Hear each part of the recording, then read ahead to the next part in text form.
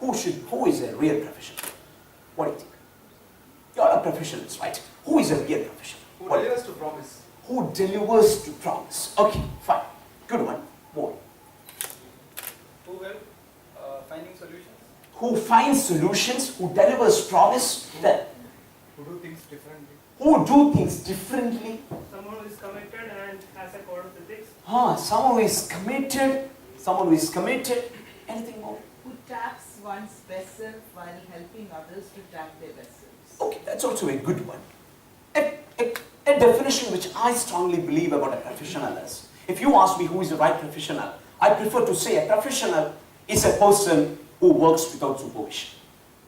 A professional is a person who works without supervision. If you are provided with a duty, if you are provided with an assignment, how responsible you are to do that and finish it off, even if there is no supervision at all. So friends, a professional is a person who works without supervision. When you are going to head on to the new financial year or a wonderful plans you are having in your mind to execute it, we all should be very high level of professionals who are working without supervision. Now let me ask you another doubt, friends. If you want to work without supervision, what is a basic element we all should possess in our mind?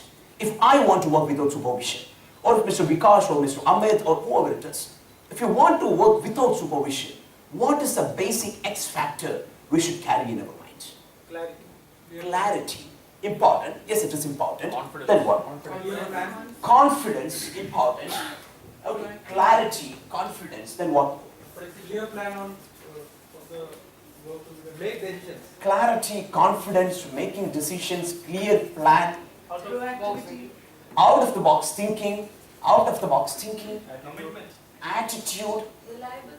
reliable, friends, commitment, important. See, to give clarity to others, you are supposed to be managers, right? So you are supposed to give clarity to others, to give confidence to others, to make decisions for others, for your organization, to plan the task in the right way, or to think in the right dimension. Again, we want to search for the X factor. Motivation. Yes, that's the point. Give a big round of applause. That's motivation. You see, if you say that you have to plan well, if you say that you have to take right decisions, if you say that you have to work, you have to stretch your days. You are mentioning a right point out there. We have to stretch the days. If you want to stretch your days, you should be motivated. So that X factor is motivation. That X factor is motivation. If you want to work without supervision like a wonderful professional, we all should be motivated. Traditionally, maybe for the last 2-3 centuries, people have been discussing about motivation. And in early days, we believed on the carrots and stick theory of motivation. We all know that, right? People get motivated with incentives, with a 30% high rate, or with some incentives, attracting bonus, or an all-inclusive trip to US. People get motivated. Or a wonderful office space, luxurious office. We believe that we get motivated because of that. We try to keep us motivated because of that. We get X amount of money in this company, and we get X plus 2 amount of money in that company. To be more motivated, we go to that company. So we had such a tendency towards motivation before. But now, a series of studies occurred in the management world proves without any doubt, it's totally beyond the doubt, none of these factors can motivate us. The money or salary or pay rise or incentives or even luxurious office may be making us happy, may be making us glad, may be filling up with ecstasy, may be providing us with a lot of joy, but it is not going to motivate us. How many of you believe that? Good, even though minority, good. We will go through some studies, because before my studies in London School of Economics and before that in the Cardiff University, I did my undergraduation from law, from the Government Law College. Even though I haven't practiced for a day in court, I always keep some traits of the lawyer. So whenever I try to present a key point, I always carry some facts with me. Okay, so let us go through some facts. The famous Reiki puzzle experiment by Dr. Harry Hagel. Many of you might have gone through this picture many times. What is this? Dr. Harry Hagel made a device like this. to open the device, 3 steps. Step number 1, you have to pull up the nail. Step number 2, you have to release the hook. Step number 3, you have to pull this lever. Then it gets open. He kept the device within the cage of some monkeys. And he kept it there for nearly 3 weeks. On the first week, monkeys were not responding to that. Near to the close of the first week, one monkey just pulled the nail. Another one just moved the hook. The third one just pulled the lever. It got open. Harold took it up, again closed it and placed it back. Again the monkey started doing that. Again he took it out, closed it and put it back. After 2 weeks, the monkeys started doing it as a hobby. They were even able to do that in 60 seconds of time. So what Mr. Harry Harlow tried to prove there is, based on the traditional beliefs on motivation, these monkeys should be provided with some incentives, like fruits or something, to continuously open it. Because it is not easy to open it, right? For a man it is easy to open it, but a little monkey it is not easy to open it. If a monkey is putting that much effort to open it continuously, based on the traditional theories of motivation, there should be some incentives for them. Even without such incentives, why they opened it? Even without such incentives, why they opened it? The studies conducted by different psychologists after this came to a point that the interest they got on what they are doing, the interest they got on what they are doing was the factor which is prompting the monkeys to do this. It was not incentives, not money, not salary, or even not inflicting pain on them, even not threats. This was followed by another interesting study by the Soma puzzle experiment by Dr. Edward Dacey, the head of psychology in the University of Rochester. It's a very interesting experiment. Dacey got 2 groups of students to a hall, and he placed 2 tables like this. Okay, on the table, he placed the Soma puzzles, the 7-piece puzzles with which we can make millions of shapes. So he placed Soma puzzles on the table. Along with that, he also placed some Playboy magazines, some newspapers, and all. So 2 teams in a row. On day 1, he didn't offer any reward to any of them. And they had to be in the hall for 1 hour. That means 60 minutes. After 30 minutes, Dr. Tracy walked out and he monitored what was going on in the room through a camera fitted there. And what you are seeing is, both the teams were playing with the Soma puzzles continuously and regularly. Okay, for the all 60 minutes. On day 2, the same team, the same arrangement, same Soma puzzles, same kind of books over there. But the only change is, he mentioned to group A that if you are doing X number of puzzles or X number of shapes, you get a reward. And he mentioned to group number B that you are not, he mentioned nothing about reward to group number B. Clear? So what happened there was, what might have happened there? What do you think? What might have happened there? No. What might have happened there? Nothing by group B. Nothing by Group B. group B. We think so. Okay. But you know what happened there? Group B continued to do that. Group B continued to do that in slow pace. But group A was a bit aggressive than group B. They made more shapes than group B. Okay. On day 3, he was not offering any reward. What would have happened there? What do you think? Group? That's the point. That's the point. You know, group B was continuing their performance. Group B was continuing their performance. But group A was totally demotivated. Group A was totally demotivated. They were not ready to put much more effort. When Daisy was within the hall, they were doing something. But when he walked out of the hall, as like on the first day, they were totally demotivated. They were just flipping through the pages of the newspaper and the Playboy magazines. Even after a continuous research, Tracy come to a point. If we focus on incentives and money to keep us motivated in long time, we will get demotivated. If we focus on rewards or incentives or money or luxury to keep all of us motivated, we may get demotivated in long time. We may still continue motivated if continuous flow of incentives is there. So at that point, we will not be professionals who are working without supervision. There should be supervision of incentives, then only we will put our full effort take the heart out of the body and blend it with the work and give back to the company. To do that, we should be motivated, right? And what basically come to the point is, we may not be getting motivated continuously if we are focusing on rewards to keep us motivated. These are two studies conducted in United States of America. There is another one, the third one. The LSC reward analysis in 2009. Fortunately, I also got an opportunity to be part of the study and the post-study discussions. 51 studies conducted across the world on motivation was assimilated by the professors of organizational behavior in LSC, and they tried to analyze the studies. And they tried to do some more studies based on these 51 studies.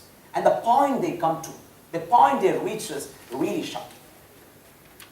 If you try to keep you motivated with any of the external factors, your productivity will automatically come down in long run and you will not be seeing any meaning in what you are doing. So you can't keep you happy as a good professional. You may be doing something like a machine, but you may not be doing something in an organic way. You will be working in a mechanical way, you may not be working something in an organic way. That's what the point which LSC reward analysis reached towards. So the point is, it is very important to keep us motivated because then only we can be good professionals who are working without any supervision. And for that motivation, if you are taking the help of, or if you are focusing more on the external factors, that may not be keeping us motivated so long. Because motivation in job is very important. I will tell you why it is very important. Why motivation in job is very important. It is not because to keep your performance in the job, or it is not because to serve the company, because it is very important than all those. Let me ask you one doubt, friends. How many years you want to live in this world? How many years you wish to live in this world? 60 years. Okay. More? Yeah, until fulfillment dreams. Until Fulfillment dreams. fulfill your dream. Very subjective. Very subjective. So I'm taking the number there because you're finance kids, right? So you should be dealing more with numbers. So I'm taking your numbers there. 60 years. On a day, how many hours you spent in your office or for your professional purpose? How many hours on a day you spend for your professional purpose? 12 hours. 12 hours. For you, 12 hours. Anybody spending more than 12 hours in office? He said minimum. He said the minimum. Okay. Good. Amit, I'm not going to take 12 hours. Let us calibrate with the weekends and all. Let us calibrate with the weekends. Let us calibrate it with the leave days and all. Let us take the classic communist theory of 8 hours. That 8 hours work, 8 hours leisure, and 8 hours sleep. Let us take the classic communist theory of 8 hours. You are spending 8 hours in your office on a day. You agree with me? Yeah. Okay. In the 8 hours means 1/3 of a day, right? If you have 24 hours in a day, 8 hours means 1/3 of a day. That means 20 years in life. 20 years in life. Not a small thing. For a person who wishes to live for 60 years, 20 years in life he is spending in his office or in connection with the professional purposes. So, Start from 20 years. that's a point. You know what? That's why I calibrated hours. You might be spending 16 hours, or you might be spending 15 hours, or you might be spending 14 hours in office. Let us calibrate it in this way. Okay, so let me take 3 scenarios. Let me take the 3 circles here. The circle 1, you live in your family. Circle 2, you live in your society. And circle 3, you live in your profession. I'm not saying in office, in profession, because your boss want all of you to go out of the office. So I'm not saying in office, in profession. Okay? So, see, 20 years, nearly 20 years you spend over here, and 20 years over here, and 20 years over here. Same. Okay? If you are not so much motivated in these 20 years, do you believe that you can keep you motivated during these 20 years? If you are not motivated in your profession, if you are not motivated to contribute in your job, do you believe that you will be happy in your family life? Always this will be having ripple effects, right? The demotivation in your office will pull down your performance. When your performance is down in your office, that will surely affect your mental stability. I mean, your mental calmness. And when the mental calmness is getting affected, that will surely affect the stability of the family. So it is quite important for you to keep you motivated in these 20 years, because that will surely affect the motivation over here and over here. And we are coming to a point that the incentives of the money or the salary or the luxury in the office will not help us to keep us motivated. Then what will help us? What will help us? Here we go for a bit more analysis. Let us take the example of some highly motivated people in the world and let us try to analyze what exactly motivated them, shall we? We will go for, the first person we will go for is Gandhi. Mahatma Gandhi. What was Gandhi? What was Gandhi? What was Gandhi? Gandhi was truth. Okay, a very philosophical answer. But in real, what was Gandhi? A freedom fight. Okay, I would say a freedom fight. Gandhi was a freedom fighter and now the father of the nation. Right? He was a freedom fighter and now the father of the nation. How was he fighting for our freedom? How was he fighting for our freedom? How was Gandhi? Non-violence. Okay, non-violence. Then motivating the people. He was motivating the people. Then Perseverance.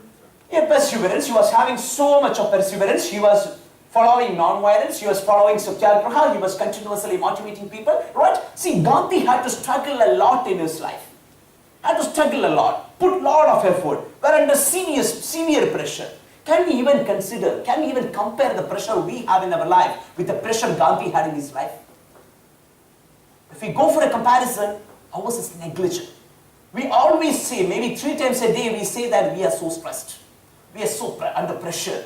Compare the pressure in our mind to the pressure which Gandhi had. Even during those days and even under such a pressure, let me ask you the third question. Why? Why? Why Gandhi was doing all these things? Even he was under pressure, even he was under tremendous stress, he could have easily gone for a better career like as a barrister. He could have gone to work in civil service. Purpose for life. He had a purposeful life. And what was that purpose? Freedom for India. Freedom for India. He had a purpose in life, freedom for India. And all this how came out of the purpose. And automatically he became what? The father of the nation or the freedom fighter. Right? So, let me take you to the next person. Steve Jobs. Maybe the person who changed our expectation towards technology. I would say the person who changed our expectation towards technology. What was Steve Jobs? You are stating it's very basically Yeah, what was Steve Jobs? What was innovator, technocrat. a technocrat? Ultimately, he's a technocrat. Ultimately, he's a technocrat. Right? He's an entrepreneur. He's a technocrat. A person who was doing a business, was an entrepreneur. Fine. How he was building up his company. How he was, based on what our principles he was bringing up his company. Innovation, right? Innovation, precision, beauty, right? Creating needs. Why? Why he was doing all these things? Why he was doing all these things? Because to keep a purpose, it is not necessary that we should be bigger like Gandhi. We can be someone like Steve Jobs also. Why he was doing all these things? It is his vision. And what was his vision? What was his vision? Make a difference. Make a difference. Now I remind a conversation between Steve Jobs and George Kelly of Coca-Cola. Steve Jobs really wanted to pull George Kelly from Coca-Cola to be a part of Apple. But Kelly was not ready to move to Apple because he really wanted to be in a comfortable company like Coca-Cola. During the discussion, Jobs had a question to Scully which changed the entire mindset of the person. Would you like to continue in your rest of life by selling sugar water or want to be the part of a company who is going to change the life of people, who is going to change the expectation of people towards technology? Would you like to continue selling sugar water or would you like to be with a company which is going to change the way people see technology? A greater vision this person had in his mind to build up the company based on his how. Am I right or not? Let me take you to the third person. Let me take you to the third person. Here. Who is this? The person who divided the world as BG and AG. Google, the founder of Google, right? What is BG and AG? Before Google and after Google. I was going through an article by Forbes magazine a couple of which one observer was interestingly mentioning something. If you go to a child at the age of 10 now and you say that, do you know Mr. X? Okay, he go and search in internet, in Google, Mr. X, and if Mr. X name is not available in first 2 pages, he believes that Mr. X is not existing in the world. Because that much Google is influencing the mindset of people, right? What was this person? What is he? Ultimately, what is he? What is he? Like Steve Jobs, what is he? He's a technocrat. He is a technocrat or an entrepreneur or a visionary entrepreneur. How was he building all these things? How was he building all these things? Based on technology, or I would say intelligently mobilizing human mind. You know why I would say intelligently mobilizing human mind? Not only the human mind of the customers, but only the mind of the employees. You know, thinking differently. Because you know the 20% time policy in Google, right? The employees who are working in Google can work on any of their personal projects during 20% of the time. And it was during these 20% of the time, Gmail come up, Orkut come up, Google Documents come up, Google News come up. So, an intelligent person who knows very well how to mobilize the mindset of people. Why he was doing all this? Why he was doing all this? He was internally motivated. He was internally motivated. If we go through the study, if you go to the story of Google, we can see that, see, Yahoo was available during those days, right? Alta Vista was available during those days. Then how, why Google? Then why Google? Then why Google? They really wanted to change the way people gather information. They really wanted to change the way. 2 people who studied together, one was doing PG and another person was doing his PhD. They were trying to collect or gather information from internet and they were not getting it properly. So they really wanted to change the page ranking system and change the way people collect information. So they had a particular point over here, right? Under the question, why? So 3 questions we asked against 3 people. The first one was, what? Second one was, how? Third one was, why? Now let me ask you one thing. What do you do in IBS? What is your role in IBS? What do you do in IBS?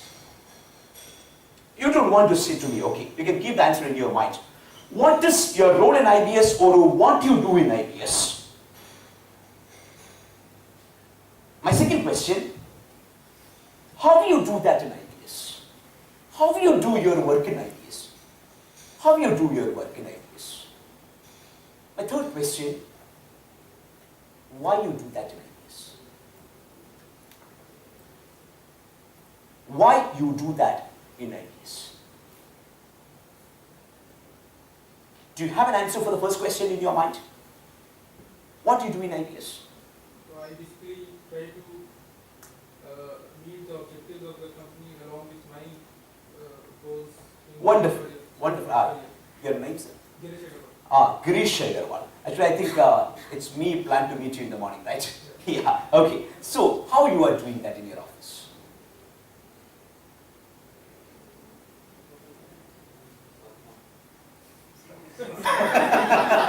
Somehow. And the last one, maybe the most curious and important question, which motivated Gandhi, which motivated Steve Jobs, which motivated the founders of Google, which is motivating almost all the successful people in the world, almost all the successful professionals in the world. Let me tell you one point, my dear friends. If you don't have a clear-cut answer in your mind for the third question, you feel really tough when you're facing challenging life. You will really feel tough. And after once you cross the second half of your life, you'll surely feel some meaninglessness, some hollowness. Or in the word of philosophy, you may you may try to find out the meaning for your existence in this world. There comes the importance of the why. Because you know the corporate world always use the principles of competency mapping, right? When we find some toughness to identify the right people, we go for competency mapping. Am I correct or not? Take the competency mapping of all the successful people in the world and you can find that core competency in their mind, the why, the purpose. The why, the purpose to live in the world. So,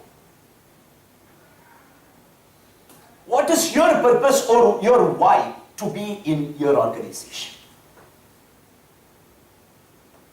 Is it easy to find out? Is it easy to find out? It takes time. Because that's why it's not easy to find out. That's why we are not having too much of successful professionals. Because it is not easy to find out. But you know friends, very important to find it out. What is your why to be in IBS? Because it is not only for your company or it is not only for your profession. It is for your entire life. Because as I mentioned before, 20 years you spend in your profession. If you can't feel a why there, you will not be feeling a why to leave. Because this why is very, very, very powerful. Because there is a wonderful quotation by the famous philosopher, Friedrich Nietzsche. He who has a why to live for can bear almost any how in his life. He who has a why to live will surely bear with any how in his life. In your office, suppose the problems with your colleagues, suppose the issues in the team, suppose the pressure from the top management, suppose the pressure from the target, suppose the too much of expectation from your clients, suppose the pressure from other SBUs. How to do all this? How to manage all this? How to mobilize your skills and resources to meet all this? If you have the why to do that, you will surely identify the how. Because when the human mind is so powerful, it is so powerful. If you have a strong trigger in our mind to trigger us up, if we have a strong point in our mind to trigger us up, we will surely identify the hows in our life. There comes the importance of why. And how to identify the why or how to develop or build up the why. I would say there are a lot many ways. We don't have enough time to go through all the ways, but let me tell you some of the ways to build up the why in your company. Okay. Let us go for a reverse analysis. Who get benefited from IBS products? Who get benefited from your company's products? The customers. I'm not talking about your clients, but end customers, right? The end customers. Maybe a huge number of people will be there who are getting motivated, whose lives are getting easier, whose lives are getting smooth because of your products. Right or not? Think back. What is the role of your department? Finance. What is the role of your department in delivering this? What is the role of your department in delivering this? Think on that. Think back. What is your role in helping your department in delivering this? So the first question, what is ultimate benefit the company is giving to the customers, the clients, the end customers? Looking back, what is the benefit or what is the role of your department in delivering this? And looking back, what is each of your roles? What is your role, sir? What is your role? What is your role? What is Mr. Vikash's role? What is your role? What is Madam's role in delivering all these things? So you are not in your company to do some of the jobs, but you are in your company for this. The ultimate result. If you don't want to think in such a larger perspective, doesn't matter at all. You don't need to go for such a larger perspective to create the meaning in your life. Let us think within our organization. Let us think within your organization. Suppose your department is over here. The finance department is over here. Okay. And you have a number of SBUs, a number of other departments, a good number of employees who are working all over here. Clear? What is the role of your department in serving all these people? What is the role of your department in serving all these people? And what is your role in your department to help your department to serve all these people? So we are not going for the larger thought, connecting with the customers. what we are going to do is we are going for the smaller thought, connecting with the internal customers. Connecting with the internal customers. So two key methods to develop a why in our life. There are a lot many other methods also. You know why I pointed out, or why I am focusing more on goals which is connecting with larger tasks. There is a wonderful study by Tori Higgins, who was working with University of Columbia. And he says, inside every human being, there is an urge to get connected with larger possibilities, to get connected with larger changes, to get connected with or to be with larger goals. There is an inner tendency within the mind of every people. Somebody would be having fear to think about that. Somebody may not be so confident to think about that. Somebody may not be so motivated to think about that. Somebody may not be guided towards such a thought. But we all have such an inner thought or an urge to connect ourselves with larger changes. So if we can connect ourselves with such a larger change, we get more motivated. That's what Tony Higgins' finding is. If each person can connect their profession with larger possibilities, with larger changes, with larger perspectives, the more we get motivated. So these are two key ways to identify the why, but still I don't say that identifying why is very easy. But it is worth to think about that. It is worth to think about that. It is worth to work on that. You may be in need of spending some hours, but it is worth to work on that because we are thinking for our life. And now my next question. When we are developing that purpose, when we are trying to develop that why, what should be the nature of the why? What should be the crux of that why? What do you think? What should be the crux or what should be the nature of that why? It should be inspirational, interesting point. It should be inspirational for us as well as the colleagues, right? It should be inspirational, then what more? It should be happiness. It should be keeping us happy. It should be keeping us happy. Then anything more? The first person who described about the purpose, or the first person who described about the nature of the purpose in psychology was the father of psychoanalysis. Who is that? Maybe the most influential psychologist so far. Sigmund Freud. Freud said the crux of the why or the purpose in our life should be something which is giving us happiness. Pleasure. Should be something which is giving us pleasure. But that theory was disputed. That theory was largely and strongly disputed by Adler. Adler said, if you want to get a real why or purpose in your life, the key focus should be on power. And his point is like this. See, why you should study more. The more you study, you get a better job. Better job, more money. More money, more happiness. So the why should be for happiness. But Adler put it in a different way. Why you should study more? Why you should continuously learning your profession? The more you learn, the quicker you climb the ladder. The quicker you climb the ladder, the higher level you become. The higher you are, the more powerful you are. So the crux of the why should be power. How many of you agree with Freud's principle? How many of you agree with Freud that the crux of the why should be pleasure in life? How many of you agree with that? Right? Oh, the majority. That's why we always say that Freud is highly influential. How many of you agree with Adler? That power. How many of you agree with Adler? Okay.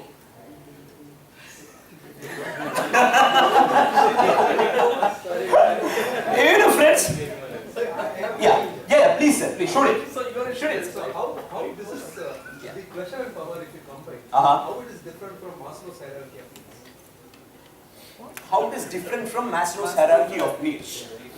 It's a difficult and complicated question which I may take some more time to answer. Shall I keep it aside? Yeah, sure. Yeah, I will come back anyway. Okay. Yeah. So there is the first Viennese school of thought is by Freud, the second by Adler, but there is a third one. There is a third one. You might have heard of the person Viktor E. Frankl. Have you heard of the person? No. Oh. If you ask me which is one book which you should give to your children, I would say it is Frankel's Man's Search for Meaning. Man's Search for Meaning. Maybe in the 4th or 5th birthday of your child, You should gift your child with that book, Man's Search for Meaning, and followed by the second book, Man's Search for Ultimate Meaning. What Frankel says is, you can root to your life only if you get motivated with a meaning. You can root to your life only if you get motivated with a meaning. You should feel some meaning. If you ask me to define what meaning is tough, if you ask me to define what meaning is tough, because that may be very subjective from people to people. But there should be, the crux of the purpose we have in our life should be rooted on the concept of meaning. There is an emergency medical care specialist in New York, Matthew O'Reilly, a fantastic author, a very good inspiring speaker. Matthew was explaining some of his experiences he had in his hospital. He was into the emergency medical care. And so obviously most of the people get admitted into that particular department would be people who are facing massive cardiac arrest or accidents, or who are, many of those people would be in the verge of their death. So he usually says to his patient, if he's very sure that they are going to die, he usually says to his patient that you are going to die. You will die in 20 minutes time or 15 minutes time, which is very different from our doctors. Because our doctors may reveal it to the relatives, friends, and they may even update it in Facebook, but it will be kept as a secret and a suspense for the patient, you know. The death is always suspense to us, right? So only when we die, we come to know that we are going to die. But which is very different with Matthew. If he is very sure that you are going to die, he usually convey the message to the patients. So he was sharing his experience. When a patient is very sure that he is going to die, he usually shares two key regrets. More than 80% of the people share almost the same regret. Regret number 2, I couldn't spend enough time with my family. Regret number 2, I couldn't spend enough time with my family. Regret number 1, I couldn't do any meaningful things in my life. I couldn't do any meaningful things in my life. I couldn't make anything meaningful in my life. I don't see any meaning in my life. Why I lived in this world? What for I lived in this world? A very clear question. You know, friends, the people crossing 40s or 45, if you take the entire globe, it started from the Western countries and now it is even reaching the Eastern countries. The people who are crossing the age of 40 or 50, many of them are falling into the category of depression. The people who are having depression, the people who are having some kind of mental issues. All the psychology world, the entire psychology world is coming to a point. Why people are not happy, why people are sad, why people are not motivated, why people see their life as hollow, is because they don't feel any meaning in their life. Ask to you, why you live in this world? Why you all live in this world? Or why I live in this world? Is it only for pleasure? Is it only for power? Or to do something meaningful in life? So there comes importance of making your why. Or there comes importance of making the purpose somewhat meaningful. And the same Matthew O'Reilly was asked by a question from a sharp person. How to get meaning in life? And what he says is, do some more things which are meaningful. Do some more things which are meaningful. And again the second question, how to identify that which thing is more meaningful? And he comes to a point, he zeroed upon a point, the entire world says, or all the people who analyzed about the meaning says, you can do something meaningful if you are connecting that activity with someone else's benefits. If you are connecting what you do with someone else's benefits, you can see the life more meaningful in life, more meaningful, which can motivate you too much and very much. So, going back, the internal customers, or over here, the larger target of the external customers. The importance of connecting what you do in your company and how you do in your company to this why or this purpose is because you are connecting what you do with a larger mass. You are connecting what you do with a larger mass and other people's benefits. So when you are connecting that with other people's benefit, you get some meaning in your life that I am doing this for this. I am doing this for this. And that meaningful why Would that meaningful purpose can act as the largest and powerful motivator in our life. And if you're motivated in that way, there won't be the need of any supervision, there won't be the need of any control upon us. We can work in ultimate autonomy as a wonderful, successful profession. But there is a problem. Can you all please keep your hands like this? Can you? Okay. So, rotate your right hand forward. Just an exercise. Rotate your right hand forward. You know that, right? You heard of that? Yes, opposite another. Okay. Can you do that? Okay, just rotate your right hand forward. No worries. Okay, right hand backward. Any issues? Okay, keep it there. Left hand forward. Left hand backward. Any issues? Okay. Now we try to do it simultaneously. Okay. Rotate your right hand forward and left hand backward simultaneously.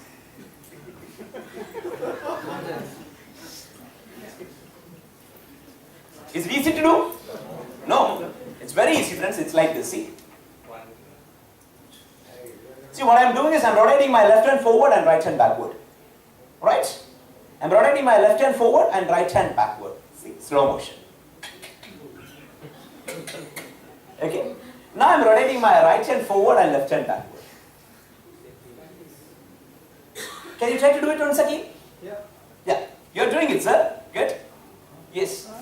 You know, somebody's putting an extreme effort now. Somebody over there is putting an extreme effort now and doing the same thing. And doing the same thing. You know? Just take, yeah, relax and do that. Let's relax and try to do that. You can surely do that in 2 minutes' time. Just try to do that. Yes. Good one, sir. Good one, good one. Good one, sir. Yes. Then. Almost. Ah, yeah, good one, sir. Good one. There. Then. Oh, ma'am, you're doing the same. I was in a very relaxed form and doing the same thing continuously again and again. So friends, sir, just try it. Try it, sir. Ma'am, just make a try. You know, it is not only for the sake of this session, I would say you have to practice and continuously do this because this is one of the simplest neurobics exercises. We all heard of aerobics, right? Aerobics is helping us to strengthen our muscles because we have to go for neurobics also to strengthen our neurons. And this is one of the simplest neurobic exercises, which is colloquially known as brain dancing. Colloquially known as brain dancing. Because you know, it's very interesting to do this. Why I am asking you to do this is, do you believe that, see, I have shown it now, your colleague is doing it, he was also doing it there, he was also doing it there. Are you sure now that you can do this? Sure? Sure. But with what? Some practice, right? So please do practice it after saying to your wife and children at home. Because otherwise they may think that after the financial conclave, the mom has come back, or my wife has come back, or husband has come back and doing something like this. So they may think that because she has put you into some different format of thinking. So you have to share with your spouse or you have to share it with your parents that you are going to do this, I am going to practice this, then you can practice. But are you pretty sure that if you practice it, you can do this? Yes. Why you find toughness now to do this? Why you find it tough to do it now? You are doing it for the first time, or the neurons, the mind, the brain haven't worked in such a direction now, in such a dimension now, right? So why I am emphasizing this is, when you go back, sit and try to identify the why in your life. Try to identify the purpose in your life. Try to identify the meaning of that purpose. You will really feel it tough. You will not be getting it. Let me tell you frankly, you will not be getting it. You find it very tough to get it because we don't have a habit of thinking in that way. We don't have a practice of thinking in that way. We haven't put an effort to think in that dimension. So, but as you all were very sure about rotating your hands now, once you do that, you can. Once you do that, you can. But once you have that purpose with you, think about that day. Think about the day you are having the why to be in your office. Think about the day you are having a strong why to be a professional. The meaning in the why. Then you will be working with a wonderful motivation.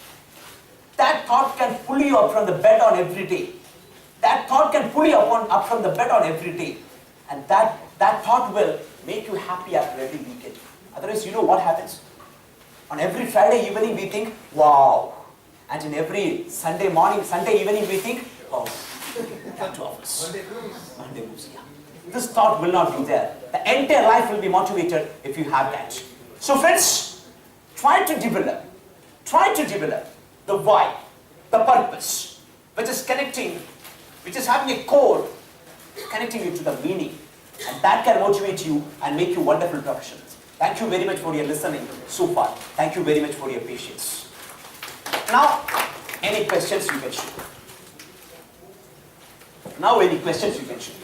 Or we will go for discussion because it is too much to speak more than 45 minutes. Already finished more than 45 minutes.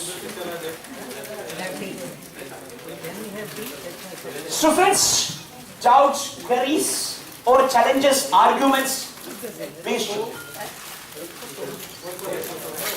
Yeah, please sir, shoot it sir. 1 minute sir, can you give the mic to me? Can you give, yeah, thank you. Can you give the mic? Yeah. Please.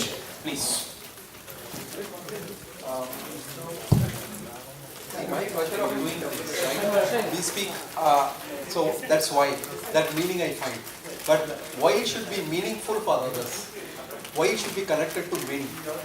Why the meaning should be connected to many? Yeah. Okay, that's a point.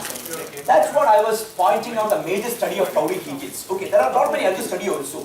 So what Higgins says is, we all people have an inner attitude. We may be identifying it, may not be identifying it. But there is an inner factor which is motivating us, or which actually and urging the mind to get connected with a larger mass. And urging the mind to get connected with a larger mass. And what is coming after the study is, once you are getting connected strongly with a larger mass, or the larger the mass you get connected, the larger the meaning you have in your life, the more you can get you motivated. The more you can keep you motivated. Then we see that we are working for this particular circle. Or if we think that we are working for this particular circle, and if we give meaning for this particular circle, it can motivate us. Yes. Any more? And you know, if you want to know the power of why, maybe a negative example, but take the case of Naxalites. If you want to know the power of why, take the case of Naxalites who are fighting. Why they are fighting? They don't have any incentives. They don't have any luxury. They don't have any comforts. Even after getting educated too much, even after being in very high level professions, they are in the forest. They are going through the troubles. Why? I was listening to the speech of Sri Ravi Shankar. What he's saying is, every professionals in the world, I don't agree with many of his comments, okay, but I strongly agree with this comment. What he says is, all the professionals across the globe should take Naxalites as examples to be fanatically connected with what they do. To be fanatically connected with what they do. Why they do that? Because they do have a purpose. We can agree or disagree with the purpose. We can argue for and against the purpose. But they have a purpose. And they are getting motivated continuously because of that purpose. And the larger the purpose is, the more they are motivated. Yes, I just want to make a point. I don't want to make this a very philosophical debate, but I believe, one of the key purpose for most people, or maybe all of the people, is to solve problems. That's all we have to do in our life. Because once you start solving problems, and the more complex problem you solve through experience over time, yes, it automatically touches all the things that you're talking about. Because if you're solving problems, generally or most of the time, it will connect to a lot of other people's life automatically. Generally not solve your own problems. correct. Your own problems come through sources that are external to you. And Correct. once you solve problems, Yes. and the type of problems, complexity of problems you solve, should give you enough motivation to do anything in life, not just in office, but outside of office. Yeah. I firmly agree with you. There is no point of debating with that. I firmly agree with the point, but just want to add on one point. Okay, solving problems. And as you rightly mentioned, if you are solving a simple problem, the less motivated we become. Okay, solving a very complicated and complex problem, or even if you are in a team which is solving a complicated problem, we get more motivated. Just adding to that. And automatically that will reflect in the life of many other people, right? But just adding to that. Knowingly, you know that you are going to solve this problem which is going to reflect in the life of a larger mass, the more you get motivated. You solve a problem, solve a very complicated problem, and that complicated problem, the solution of the problem get resulted in the benefits for many people. Case number one. Case number two, you're addressing that complicating problem, solving the complicated problem by knowing that if I solve this problem, that will surely get reflected in the life of many. If you do that in your mind, you may be more motivated to solve the problem. You may be more motivated to solve the problem because you have a purpose to solve the problem. You're solving the problem not because it is your job. You're solving the problem not because that is your responsibility. You're solving the problem because of a larger purpose. And the larger the purpose is, the more motivated you will be to work. And you know, the power of motivation is again very important because even if there is no such things in life, we will work. Even if there is no such philosophical rooting in your work, in our mind, we will work. Maybe because of incentives, maybe because of existence, maybe because of threats, maybe because of the threat of losing the job, maybe because of doing something in our life, we will be. Even if we are forced to buy some elements, we will work. No worries. Okay. But if you can contribute 30 points because of this, you may be able to contribute 70 points if you have an inner motivation in your mind to work. So the productivity will surely increase if you feel meaning, if you see meaning in what you are doing in life. Automatically the productivity will increase. Yes. The reason I said that was, Yeah. for some reason, if one cannot find the why, like you said, Yeah. at least you can easily find the problems. Because Sure. there will be a lot of problems in and around you. Sure. So, in the Sure. process of solving problems, you'll probably end up finding the why as well. Absolutely. That's correct. That's correct, Vikas. Thank you for adding that to my points. Yes, that's correct. And let me add you one more thing. You all are managers. When you try to motivate your team members, they're also the why takes part. You should try to identify and share it with your team members why they are doing all these things. Why they are putting their effort. Why they are in office. Why they are working in this project. If you can identify that why, share it with them also. That will be the biggest motivation they can get in their life. Then you need not go behind them to get things done. They will get things done and come back to you if you can provide that to them. And as Vikas said, it is not easy to find out the why. So even if you are not finding out the why now, believe on one thing. One day you will find out the why. The problems you solve now will surely iterate and become the why. Yes. From the back. Problem can't be solved, it is not a problem. That is the problem. Assuming that is the problem.